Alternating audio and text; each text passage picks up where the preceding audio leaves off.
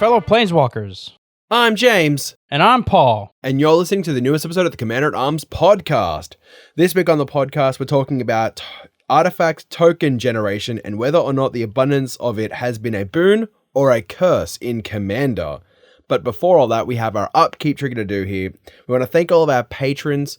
You guys help keep the lights on here in the studio and keep us fed, essentially. If you want to help support the show directly, you can do that at patreon.com/commanderatarms. I almost forgot our URL link there. It's been like 82 episodes, and yeah, that's the first time I've had a brain fart. Yeah, we have 3 tiers in there. We've got some special stuff coming up for patrons very shortly, which you guys will get access to before the general public. So keep notified on that. If you want to know what that is before everybody else, go and sub to the Patreon. Helps us out, helps you out. We have mail day and interesting finds. Paul, have you found anything interesting, or did you buy anything interesting over this period? Because I didn't know, but someone had a birthday yesterday. Yeah, that was me. It was my birthday yesterday. January 18th is yesterday at the time of recording. I got some birthday gifts. So first of all, I got an email that my Ferocious Foil bundle shipped. Okay, so hoping to get my Stranger Things stuff relatively soon. But also yesterday for my birthday, I got some Magic stuff. So I got the Vampire Precon, the Commander deck. I also got some packs, and specifically I got 18 packs of Crimson Vow, including 2 collector's packs, and I also got 2 packs of Zendikar Rising. Out of Zendikar Rising, I think the only thing I got that was really good was I got another copy of Morog, Fury of Akum, which is always a nice card to have. And out of my I said Crimson Moon again. I always say that. Crimson Vow. That's what I want to say. Out of my Crimson Vow packs, I got a Necro Duality. I got a foil Dollhouse of Horrors. I got a foil by invitation only, which I think is one of the best cards from that set. I got a foil Showcase Cemetery Gatekeeper. I got a foil Curse of Hospitality, a card that I think I predicted was going to be banned, or that is a card that is not good for the format from this that set. I got a Showcase, like black and white, Thalia, Guardian of Thraben. Pretty cool. And I got the Showcase, like Dracula-flavored Henrika Domnathi and Eruth. Those are both Dracula-flavored, by the way, the Showcases, by the way. So, honestly, I think I got like 7 or 8 mythics out of 2 bundles, which was kind of crazy. Dang. Yeah, pretty good stuff. Basically, a lot of I could basically use every rare and or mythic that I pulled, which is not something that I can say every time I open packs. Yeah. Actually, going back there really quickly, the Our Invitation Only, that's the white card that says you can sack between 0 and 13. Is it non-land creatures or whatever? Creatures, just creatures. Yeah, we actually had a comment on one of our episodes when we talked about that card as a spoiler for Crimson Moon. Sorry, I couldn't help myself. Crimson Vow, and the YouTube commenter actually said it's like, you know, you get to choose 0 on resolution, which I didn't think of at the time of recording that episode. So just a quick shout out to that YouTube commenter for giving me the spicy tech on that card. It's actually a lot better than I thought it was going to be. You can cast it and then have the Aristocrats player think they're going to lose all their boards. They start sacking everything, and then you go, oh, I'll just cast it for 0. Yeah. I can't remember if I had mentioned that in an episode or not. I'm guessing not if somebody commented on that. But yeah, choosing is part of the resolution. So you can essentially play a good like fake out game that way. Yeah, that just made that card a lot better in my eyes. So if you listen to that episode after this one, whatever I rated that card at, add 2 points to it, because that's where it should be in my mind, because it's a lot better than I thought it was going to be. But anyway, no more throwbacks to that. Paul, you mentioned you got 2 cards out of your pack that kind of leads into our video of the week kind of thing. So do you want to tell everyone what that card was again? Yeah, that was Eruth, Tormented Prophet. I actually got a regular one, and I got the Dracula flavored one. That is our newest video over on the YouTube channel. James did that one. I can't remember many details about it. Me and James had talked about this one for a little bit, and then one day he was just like, "I'm gonna do a Ruth for the channel," and I was like, "Oh, okay." I didn't think it was that serious, but yeah, that video. I didn't think it was there. that serious either until I texted "Hey" with 3 Ys. Sort of old was it MSN Messenger joke? Anyway, that one either hit or it missed. If it missed, I'm sorry. If it hit, welcome to the club.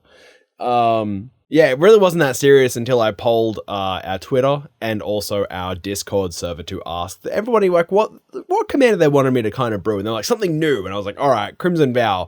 They were like, out of these commanders, which one? And everyone picked a Ruth, and I'm like, I already have a Ruth list, so I'll just do that one because I made one up for Michaela.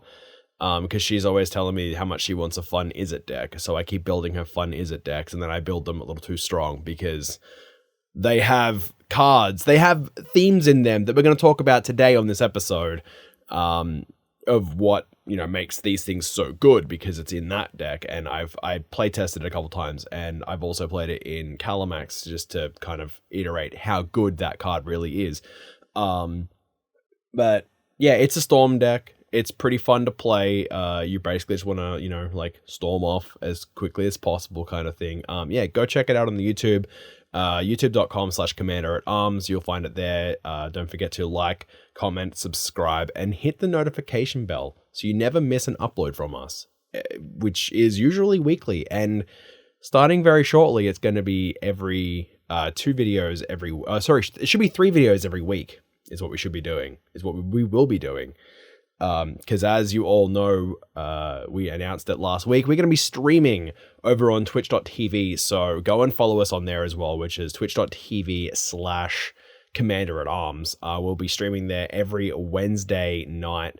I think it's 8:30 p.m. EST. You can catch us on there with some really cool other content creators and our friends, so we can finally do what this podcast was set out to do, and that is to just open up all of our friends groups together so that we can just play Magic with the rest of the world.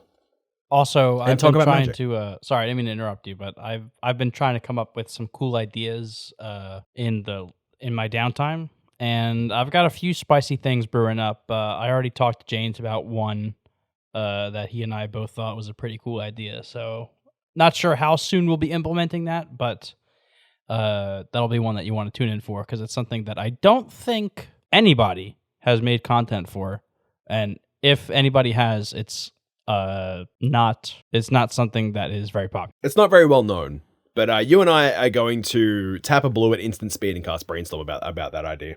Right, clever. Thank you. Paul, do you have a play of the week this week? Have you played any Magic? I actually have not played Magic, basically since that stream that you and I were on with Beth.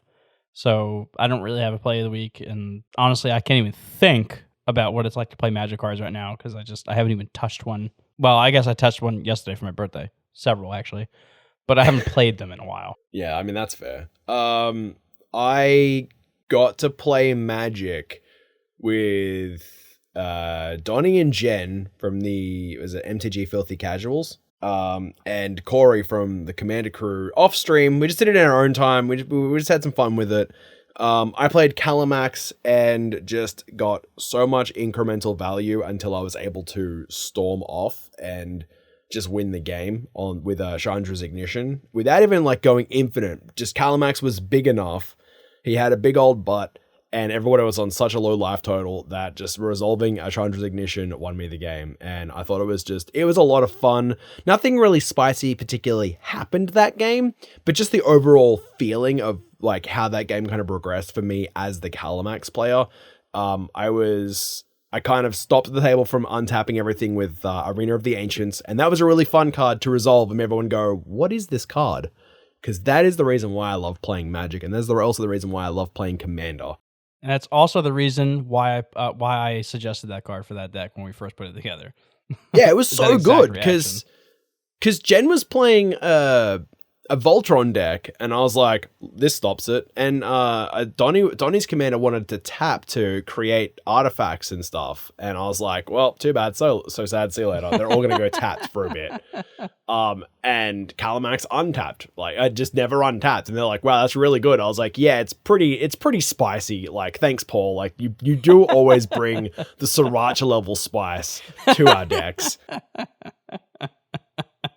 Yeah, that's the reason why I'm here, I guess. Yeah, man. I mean, I'm not lying when our bio says like you bring the spiciest brews, because I mean you do. You almost bring ghost pepper's worth of spice. But anyway, that's a compliment now. That's really my play of the week. That game kind of rekindled my love for Calamax, because I was kind of waning on it a little bit. I'm like, this deck kind of just like, it's a little janky, but I've taken some of the token generation out of it since episode 4 and kind of added a bit more like storm elements to it, of just like casting spells and getting stuff out of it. Like, again, with a card we'll talk about soon. But with all of that said and done, Paul, do we want to get into the meat and potatoes of this episode? Yeah, I don't want this to turn into last week's upkeep, where it was like 25 minutes. Yeah, I mean, I could... You get me behind a microphone and literally anything can happen. So let's get into our main phase 1 here. And like we said at the start of the episode, we are talking about artifact token generation, and if it's good or if it's a bad thing for Commander. So we kind of did some researching here. We actually got this idea off of our Discord server. So shout out to our Discord members. L Bleezy is the guy who actually gave us the episode idea for this one. And you would know him too, because we did an interview with him. His name's Chris, and he's from the Command the Cause. So go check them out as well. Go check out that episode with them. He's a really cool guy to hang out with. He brews some spicy stuff, and he wanted to have a talk about token generation in Commander. And so, like I said, we did some research, and in every set in 2021, except for Time Spiral Remastered, as Paul noted here that it is a fully reprint set, we had some degree of token generation through treasures, food, and clues, or a combination of the three. We have about 79 cards come out in all of 2021, and if you account for Commander Legends, we actually had 85 cards coming out that care about these 3 specific artifact tokens. Right, and Commander Legends, that one didn't technically come out in 2021, but it came out like close enough to it that it's somewhat relative. But even if you don't include Commander Legends, every single set that introduced new cards, and that's my way of excluding Time Spiral Remastered, had some form of treasure generation or food generation, clue generation, whatever the case may be, which is a little like insane to think that a mechanic that came out to flavor for pirates consumed an entire year, basically. Yeah, because we went back and I actually asked you the question when we were researching this, and said, when did treasures even come out? Because I feel like treasures have just been always around. And they came out they started in the Ixalan block, so Ixalan and Rivals of Ixalan. Right. Food started with Throne of Eldraine, and clues actually started with Shadows over Innistrad, for anybody that's curious where those came from. I was actually curious about that one. Man, means I was playing in I came back to a clue token meta. Wow, okay. Pretty crazy, right? Clue is actually older than all these. Yeah, I know, right? Like, it's like, I feel like these things are just in every game that I play in Commander has one or multiples of these cards. And I mean, if you look at, Academy Manufacturer, which is a 3-drop that came out of Modern Horizons 2 from last year as well, that thing cares about all 3 types and making the other 2 that you don't make. So it's like, oh, you make a treasure? Well, here, have a food and a clue at the same time. Oh, you made a clue token? Here, have a food and a treasure. By the way, for the purposes of this episode, we didn't actually just mention it by name just now because they're relatively new, but we will be including blood tokens. Just to, because they are somewhat related, kind of a happy marriage of clues and food in a way. But those will be included in our discussion, not in the numbers we just listed, though. Yeah, we were specifically looking for, like, you found out what kind of mechanic this was too, Paul, didn't you? Yes. When I was researching the treasures, they are apparently a deciduous mechanic, which I assume comes from deciduous forest, which they bloom, not bloom, but they grow at certain times of the year. Deciduous mechanics are ones that they can come back to if they need it for like flavor reasons or balance reasons. And treasures are apparently deciduous. Fun fact of the day. I like having fun facts. Actually, fun fact, there was going to be a fun fact section at the start of the podcast, but we scrapped it for, I think, Mail Day, because that was more fun. Anyway, so we talked about the good and like this. We're going to be talking about the good and the bad. What are some good things that we like about treasure, food, and clue tokens? So it's like I put a lot of thought into this list, and I want to start with things that might not be immediately obvious to a newer player specifically. Mainly because if a new player coming in has these things already, so they might not be immediately obvious about the things that they fix/patch, you know? So I'm going to start off with resource balance. One of the biggest killjoys in a commander game is when one player has significantly more resources than the other, or to put that in a different perspective, when a player has way less resources than everybody else. It just doesn't make the game feel good. It kind of makes that person feel like they just want to go to the next game, and the other three players kind of feel bad. And it just leads to what I would consider to be an overall negative experience for everybody. One of the things that treasures, food, and clues, and now blood help to accomplish is to mitigate resources. So if a player is color screwed, a treasure will go a long way for that. If a player has and I'm actually going to move into, I guess I'm actually moving into my next points, mana fixing and fixing bad hands. If a player has a really bad draw where they just can't draw any gas at all, blood helps with that. Clues help with that. If a player gets mana screwed or mana flooded, again, you have clues help with that. Blood helps with that. If a player is getting targeted and they need to gain some life, you've got food for that. Does blood to gain you life, actually? I think it does, right? I will find out. I have a foil blood token right here. Hold on. 1 tap, discard a card, sacrifice this artifact, draw a card. It does not. But still, you have food tokens for that. And there's actually a surprising amount of food support, thanks to Throne of Eldraine. We also had Guillaume printed recently. Anyway, we're not here to talk about specific commanders. They also help mitigate the weaknesses of certain colors. Like, historically speaking, red is pretty light on card draw. Now, granted, they don't have a ton of ways to produce certain artifacts, but now with Crimson Vow, I almost said Crimson Moon again. Don't know why I keep wanting to say that. I think it's because of Blood Moon. Now with Crimson Vow, they can make blood. And red doesn't really care about discarding cards. As a matter of fact, it's part of their color pie. But they get to draw cards for it now. But I'd also argue there, Paul, is like red cards are also really good at creating treasures as well. And then if you add Academy Manufacturer to the mix, which is a colorless artifact, which usually see played in artifact decks and other decks that run low risk cards of getting treasures, will give you clue tokens, and that's just 2 mana draw a card, which is I think just as good as a blood token. Right, exactly. Which then gets you around red's biggest fallback of being red is drawing cards and mana ramp, because you don't have the ramp in the ways of green, but now with the addition of having treasures and making an abundance of treasures, you can be making treasures and the clue tokens that you can then sack the treasures for to draw the cards that you need to then get you into everything else. Right. A couple more weaknesses of red are B at this point. They don't typically ramp that well. And C, they don't really gain life, which we just established. You now have ways of making food in red to gain life, and you have treasures, which help you ramp. So it's definitely... I should mention, white card draw usually comes in the form of clues. That's like the easiest way they've ever made to actually, quote, fix, end quote, the card draw issue with white. You have cards like Thraben Inspector. For ramp, you have the ever-popular Smothering Tithe. As much as I hate that card, it has been an overall boon for the color. These tokens really do help patch those weaknesses in the color pie in a way that doesn't break the color pie, technically. Another good thing about them is they can easily slot these because they are colorless, and with the exception of blood tokens, which are pretty heavily flavored towards vampires, treasures, food, clues can be thrown in basically anywhere and be flavored for anything.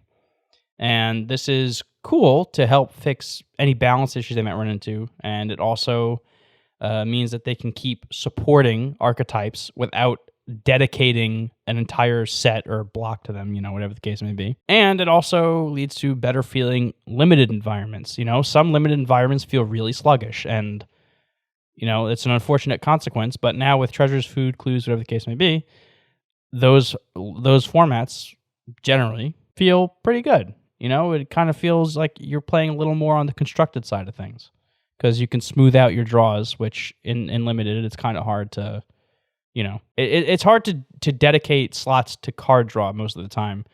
But with clues or blood in this case, you don't have to. Yeah, I mean, I built a whole deck based around these three card types.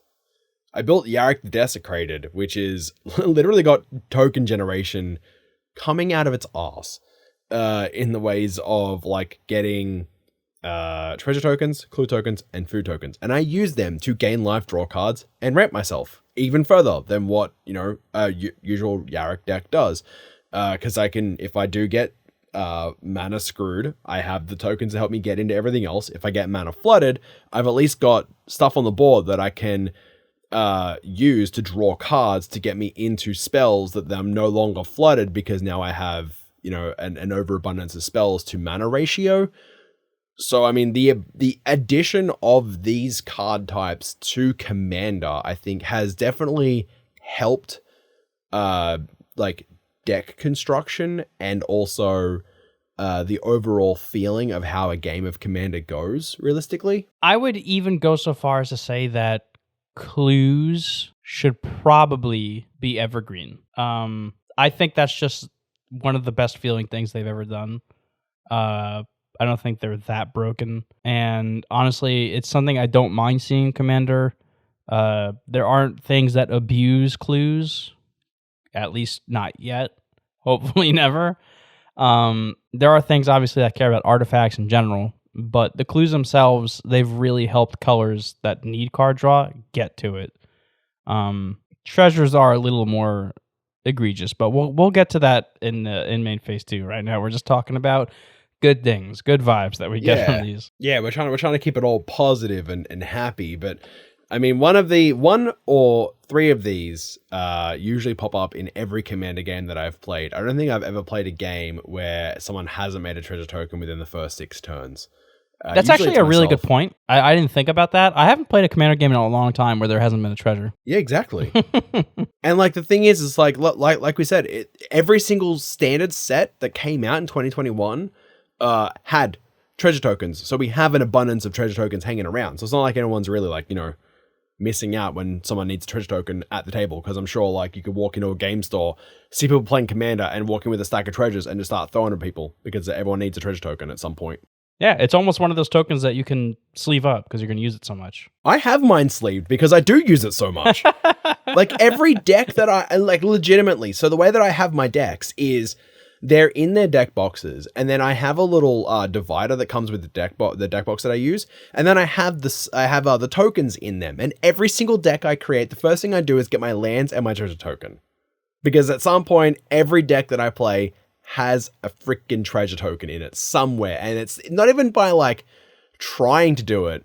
It's on accident most of the time. But I mean, yeah, I have them all sleeved because who knows? They might get damaged, and there might be a low shortage supply of treasure tokens at one day. Maybe. Who knows? Yeah, for me, it's just like, oh, that dude's got sleeve tokens. Oh, he knows what he's doing. Yeah, that's me, but I'm secretly not knowing what the hell's going on with my game, and usually just like twiddling my thumbs and making myself look like a threat. But yeah, I mean, I like treasure tokens, and I like them, and I like the ability to make tokens so easily and so quickly. And I mean, I'm the first person to try and hoard as many tokens as possible. I've done it. I've done it on stream. There are videos on YouTube of me like having 69 or 70 treasure tokens on my field and then having nothing to do with them because, I mean, the deck wasn't working the way that I wanted it to. But still, like, I had an abundance of treasure tokens, and what happened to them? Corey took my turn and, cracked them for me and floated blue mana. And I was What a playing good guy. Ozov. What a fantastic dude. He just makes the spice plays, and I'm here for it. I'm really here for it.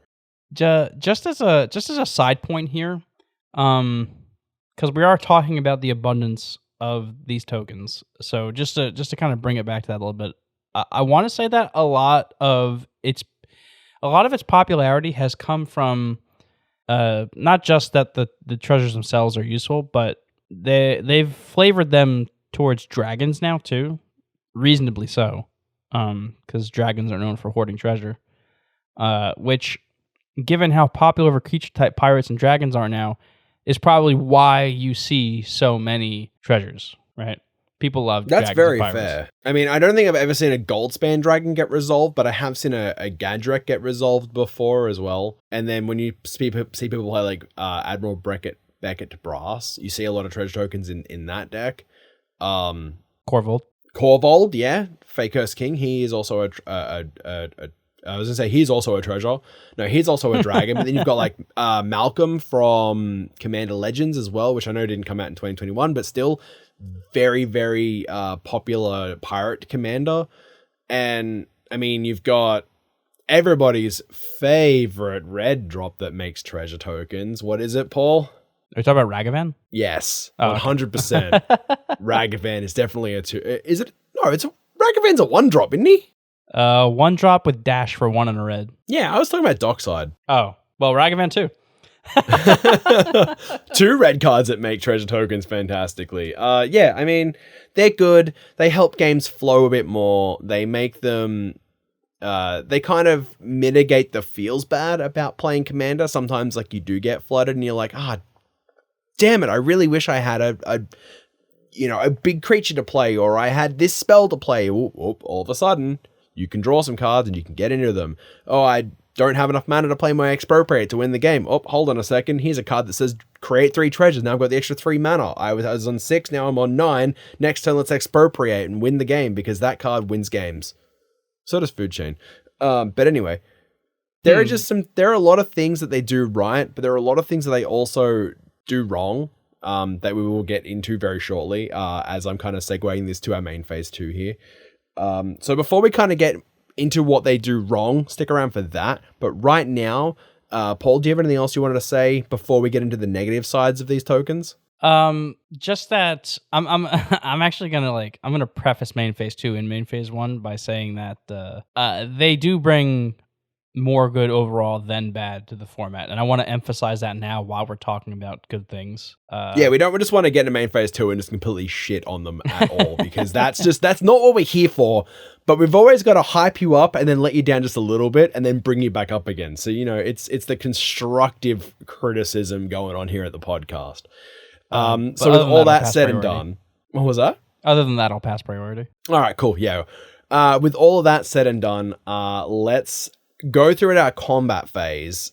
Swing Ragavan at Paul. I'm pretty low on life. I'll crack a few foods in response. Excellent. That's not what I wanted you to do. I'll crack 2 treasures to crack my food. Oh, see how good that is? You get to draw a card now, and it might have been a removal spell for my Ragavan. You're thinking of clues. And we'll go and hear a message from our sponsors right now. Welcome back from that ad break. We're going to get through to our main phase 2 and kind of go into our discussion of the downsides of all these token generators. So, Paul, you wrote this script. I'm going to let you kind of kick this discussion off here. What have you got written down? Yeah, script is a strong word for a collection of words that I have here. Okay, I'm sorry. You have the post-it note idea threshold of this episode. Actually, if anyone knows like the Charlie Day meme from It's Always Sunny in Philadelphia, where he's like going crazy with the pins and everything on the wall. Oh yeah. That's about what our scripts are, except less chaotic. It's like 2 post-it notes kind of got pins in them. That's it. All right. So I want to start off with one of the very first points I actually brought up when we decided to talk about this, and that is having generically strong or good effects on relatively low-risk cards that also happen to have easy activation requirements can lead to some players getting out of control pretty fast, especially if there's a critical mass of those cards. So like clues and food, I don't think we're at that point yet, but treasures, we're definitely at that point where we have a critical mass of treasure producing or treasure loving cards. And a lot of them are pretty efficient to the point where they have seen play or are seeing play in standard, looking at you, Goldspan Dragon. And some of them are just like more on the oppressive side, looking at Smothering Tithe. But either way, there are so many cards that produce treasures or care about treasures. As a matter of fact, using the numbers that we said in main phase 1, we're actually at a point where you can have a deck where every single non-land card, even a couple lands, can be cards that either create or care about treasures, which is crazy for something that came out in Ixalan and I'm assuming was not even intended to be as popular of a mechanic as it is. Like, it was literally just for pirates. And now we're at this point where you can have just a hoarding deck. Like a real dragon horde deck. You are the dragon. Exactly. Honestly, if you want a cool deck idea, play a deck where you have Form of the Dragon and you just hoard treasures. I'm just going to put it out there. Anyway, what somebody considers a strong effect is probably relevant to the person, but I would say anything that lets you draw cards relatively easily or produce a metric butt ton of mana also relatively easily for seemingly little, like, I don't really know what I'm going for here. I don't want to say low risk again, but like putting that card in your deck doesn't really weaken the deck. You know, you're not really there's low opportunity cost. There we go. That's what I was trying to say. Thanks, Paul. Did you just thank yourself for thinking of a word? I did. Excellent. And I think cards like that are ones that should not be taken lightly, either by players or by the design staff. And don't worry, I'm not saying that they're doing a crappy job. I'm just saying that I actually think they're doing a good job. And I appreciate that they understand that treasures are popular. And I hope they continue to handle that pretty well. But where we stand, we already have too many treasures, I think. And yeah, I mean, if they took like 2 to 3 sets off, like if they did no treasure tokens or any of these like treasure clues or foods in this year's worth of magic products, I still think we wouldn't be worried about it. We wouldn't be like, well, where did treasure go? Remember those yesteryears of, last week when we used to play treasures? It wouldn't be a thing because people would still be playing Dockside Extortionist, Smothering Tithe, and double token effects. I mean, you've got Zorn from AFR, which cares about whenever you make one treasure token, you get a second one. You've got Stormkiln Artist for Storm decks. It's just like, hey, you want to cast or copy an instant or sorcery spell, get a treasure for it. Why not? That's just, it's, yes. There's no, like Paul said, there's no downside to putting that into a Storm deck. I mean, I like talking about like the Calamax play that I did at the start of the episode. I took out a token generator out of a token generator deck, and the deck runs better than what it ever did before because I have that critical mass of just value happening whenever I cast an instant or sorcery. Oh, I cast a 1-drop. Well, it was technically free because I get that back. Cast a Brainstorm. I get to look at the top 3, put 2 of them back, keep 1 of them, and I got my mana back for it as well that I can use in another turn. So yeah, like just to give you an idea of how powerful these cards are at base value. Like, imagine Dockside Extortionist said, still same mana cost, same power and toughness, same everything, except it's, I almost said Battle Cry, too much Hearthstone. Its ETB was create same thing, except at the end it said, then you lose 1 life for each artifact you control. Would people still play that card? Yes. Absolutely. 100% yes, because we start at 40 life.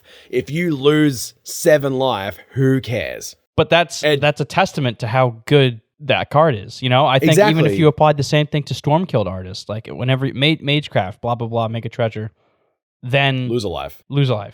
People would still play that. Absolutely, 100%. I would cast 41 spells. I'd get 41 treasures from it. I'd also die, but I'd have the treasures.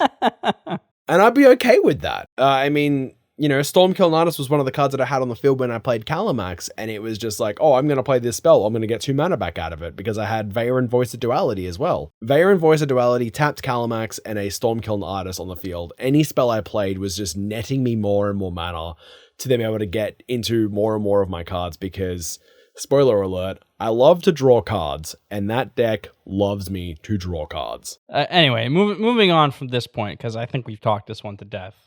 Yeah, we have. It also, we are again talking mostly about treasures here, but to a degree, clues also included here. Get it? Included? Anyway. Yeah, I get it. It's bad. I tried to ignore it, but I couldn't. It's bad, and I love it. These just promote, in general, like greedier mana bases and greedier deck building overall.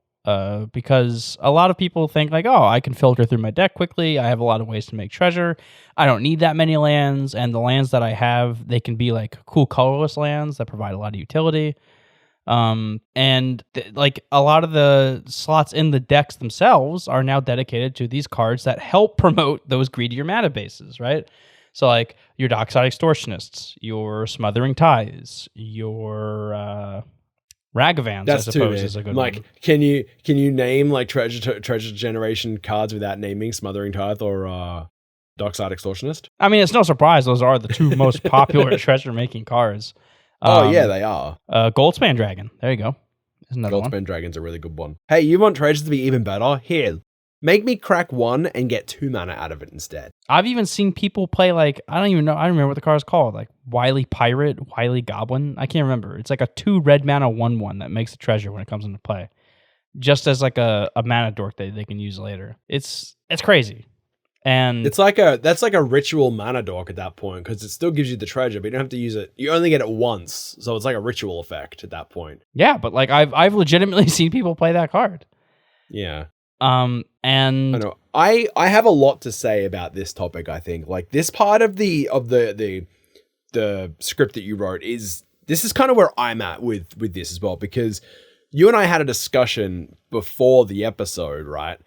And in my more quote unquote competitive decks, I run like 31 lands, but I also run very low to the ground creatures, but also run ways to get a metric butt ton of treasure tokens so that I can use them in later turns whenever I need them. Which does, I wrote like, it was promotes greedy mana bases and deck building overall, ? And I wrote fewer lands and more interaction / synergy cards, because it's getting to that double-edged knife blade where you have less lands, but you have more spells, but then you need more mana generation throughout. So you're using your lands to cast spells that on the, as the cantrip side of them, they make treasures to replace the mana that you didn't have in your deck originally, which then leads to stronger and stronger decks. Because your non-land permanents and your non-land spells then create you treasure tokens that you can then progress your board state without having to add that extra 34th land in your deck. So you can add that removal spell, or you can add that that aristocrats piece, or that combo piece, or whatever, or that tutor to go and find something. Now I'm not saying that a greedy mana base is a bad thing. No, and neither am I, just to kind of jump in there. I'm not either. But what I don't like is when it results in that game I described before in main phase 1, where you have one player that's like so far behind because they have that greedy mana base, and now everybody feels bad for them. But like, in a way they kind of did it to themselves, not trying to be a mean person about it, but sometimes, and the other players wouldn't know this without looking through the whole deck, sometimes it's that player's fault. Like, I was actually playing with a Memnarch player at my LGS one time, and they were stuck on, I want to say it was like 2 lands, maybe 3 lands for like 4 or 5 turns. And I offered, as I usually do, I was like, hey, like if the table's cool with it, I'll let you cascade for a land, and let him do that. And I was like, at the end, he ended up winning actually. And at the end of the game, I was like, he wanted me to take a look at his deck because it was his favorite deck. He was proud of it. It was a cool deck. Every single card in there was signed, even the basic lands. It was really cool. And I was like, how many lands are in here? He's like 30. I was like, oh, okay. Well, I feel a little worse about that cascading for a land thing now. Anyway, that was just a little bit of a tangent, I suppose. Has nothing to do with treasures. I mean, it does in the way that you could talk about mulligans in the same factor, because people are keeping greedier and greedier hands due to being able to get some sort of generation of tokens in so easily. I think like in my mono red artifact ready deck, I will keep a 1-land hand if I see any sort of mana rock and a dockside, because that just explodes me into mana. I mean, that deck is one where I run like 26 lands, and don't judge me, it's very, very low, but there are times where I've had 14 mana on turn 3, because of just the amount of rocks and everything I play in that, but also the amount of treasures I've gotten off of dockside in the first couple of turns, which helped me get into more rocks. But anyway, there was this discussion about mulligans that kind of came up, and if that player had been playing more lands back when that was a thing, would that have still been a thing? If that makes any sense. This sounds like a different episode. I do like to add little ties of little nods and kind of like questions for later episodes in these episodes, as everybody knows. Moving on from the greedy mana base though, because again, I don't want to talk about any one of these too much, which I think I actually already have. Unless James, did you have a concluding point you wanted to put on that? No. Some decks you need to run more lands. Just run more lands. Keep it at like I would say 36 for casual decks, 100%. If you're running any lower than that, you're probably starting to get a little bit too focused. And if you ignore James and want the correct amount, run 38 lands. Hey, don't ignore James. He knows what he's talking about sometimes. Not all the time. Moving on to our final, I guess, negative point here, which is actually, as James pointed out, one of the things that also makes treasures good. They increase game speed, but on the negative side, everybody loves faster games, so you get to play more games. But if that game is so fast for that single player, where they can just like outvalue the whole board and get a huge lead on everybody, even if they don't intend to. And James pointed out here, Smothering Tithe, which is one of those cards. Somebody plays that turn 3 or 4, all of a sudden they untap on their turn with an additional 3 mana at the very least, possibly more if a player draws extra cards. And suddenly they've gone, even if they cast it on curve on turn 4, they've gone from 4 mana to 7 at a minimum, 8 if they play a land. To put that in perspective, imagine back in like 2013, if Alluro, Ageless Ascetic, had a Smothering Tithe and you could cast it on turn 4, that would have been format warping. And now it's like not even that good. Yeah, but imagine like now you play a 7-drop commander on turn 4 casually. Like that's just a thing that happens consistently. Not to brag or anything here, Paul, but I've cast a 7-drop commander. I've cast Old Gnawbone on turn 2. Yeah, I know. I've been there. All right. I have. I've cast it on turn 2. Can get there. 2 lands, Dual Lotus, and a Mana Crypt. See you later. 7-drop commander, 7/7 flying dragon coming right at your face to make 7 treasures. Again, 7 treasures, because Old Gnawbone is just one hell of a treasure creator. But yeah, like what I said is like what makes treasures so good also kind of makes them bad. We're all talking about like the power creep and everything in Commander, and like the time it takes to play a game of Commander is now so much faster. I think the fastest game I've played recently was like 45 minutes to an hour, and that was it. It was done and dusted. You know, people that I are playing with now, content and non-content creators, we're starting to see plays, big like not game breaking, but like game ending plays starting to happen around turn 4 and 5 in a casual game of Commander. This used to be like a lot later in the game, like turn 8 and turn 9 and everything. With turns happening so fast because of like mana, because of like treasure creation and like just faster gameplays, it kind of it's kind of turning Commander into like 4-player modern, I guess, or like Legacy, I guess, more of a comparison. Legacy is there. more accurate because of the card pool. Yeah, that's fair. You did bring up that the fastest game you played was about 45 minutes to an hour. Yeah. And I'm going to politely remind you of the Turgid game that you played with... Well, I was meaning like...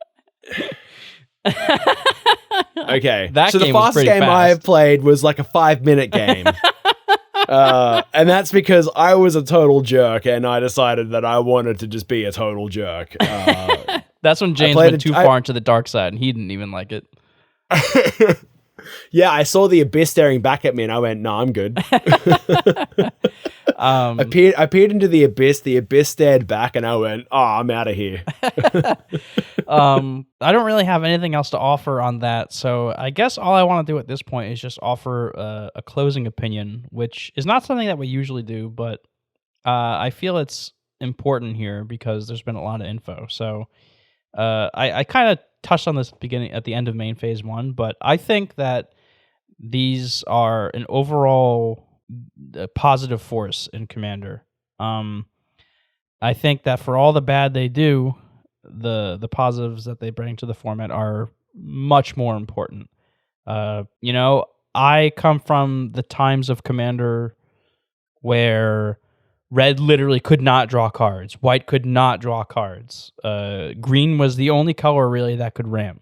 Blue was the most interactive color because they had counter spells and they had, you know, like bounce spells and removal. White was one of the most popular removal colors. Black was right up there with it. And I hated that colors were so limited by just because they were that color. And I hated the idea that you had to play like, oh, well, if you want to draw cards in white, just, you know, play a blue-white commander and get the blue card draw in there. I hated that. I was in Standard at that time. It was Return to Ravnica in Standard and Theros. I played a Bant tokens deck, and literally the blue was just so I could play card draw. I hated that. And I'm really glad that Commander's in a place where you don't have to do that.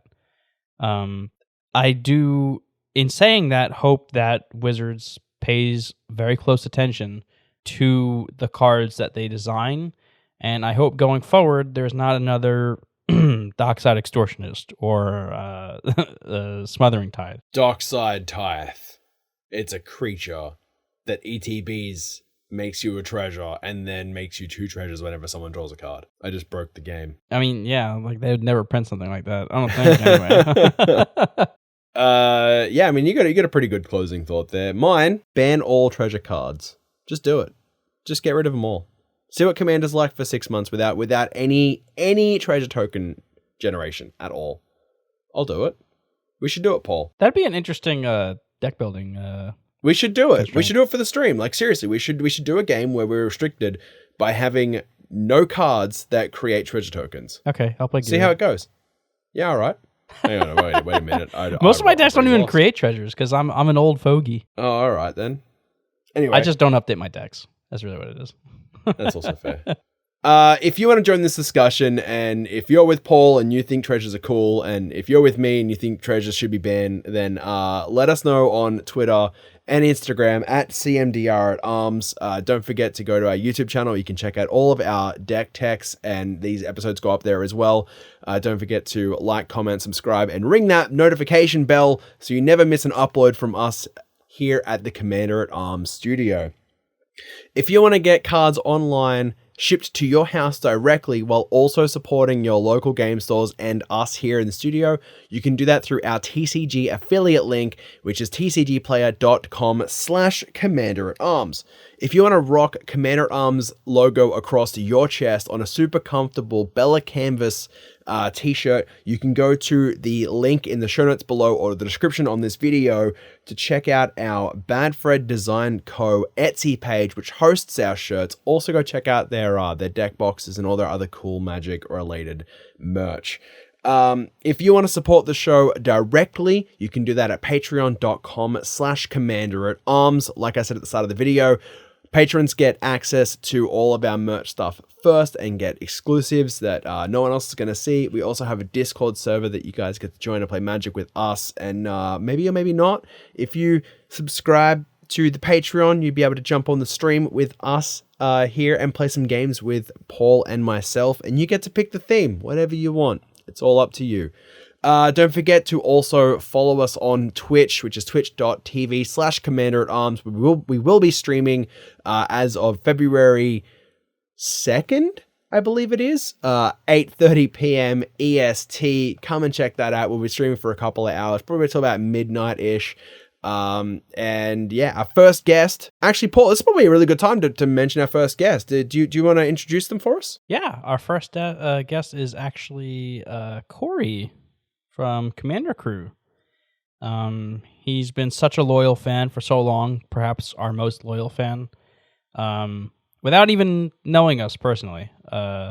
So when me and James were discussing the idea of streaming, we thought it would be very fitting for our most loyal fan to be our very first guest. Yeah, we'll also have Jason from the Commander Hub as well. So all the links will be in the stream for that night as well. So yeah, we were promoting the hell out of it before it comes up.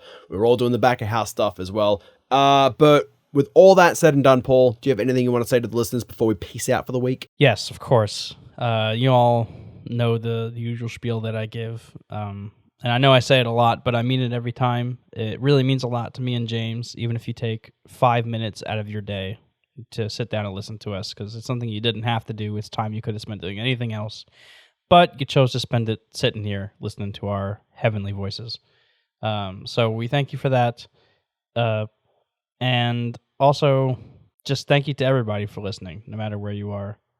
Thank you for giving us a chance. Thank you for, putting us on while you're doing a drive or whatever. And, if you enjoyed what you just heard, go ahead, spread our name around, go to your LGS, say, hey, I just listened to these cool guys, Paul and James. One of them's Australian. The other one is just some American dude.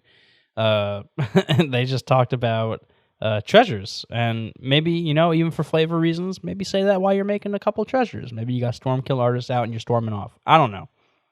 But just get our name out there, bring other people into our community, bring yourself into our community as well. We always love to hear from different people. Me and James always say the best part about being part of the community is being able to hear so many different opinions on everything Magic, because there really are just so many opinions that people can have. So thank you for spreading our name around, and thank you for tuning in. Yeah, and definitely thank you for tuning in. Side note there, Paul, you mentioned from all around the world, I did our 2021 Wrapped for the Commander Arms podcast a couple weeks back, and we got our first listener from France. Whoa, in 2021, France. And I was pretty impressed by that. So yeah, but as Paul says, we love being a part of the community and love hearing all the feedback. I've been inundated with comments on our YouTube videos. So yeah, keep it up. We've also had them spill over to our DMs on Twitter as well. So yeah, please keep it up and keep it going. And we love the momentum that we're getting in the start of 2022. Nothing but good things to come from here. And with all that said and done, I'm James. And I'm Paul. And you've been listening to the newest episode of the Commander at Arms podcast. And remember, arm yourself with knowledge. Peace. See ya.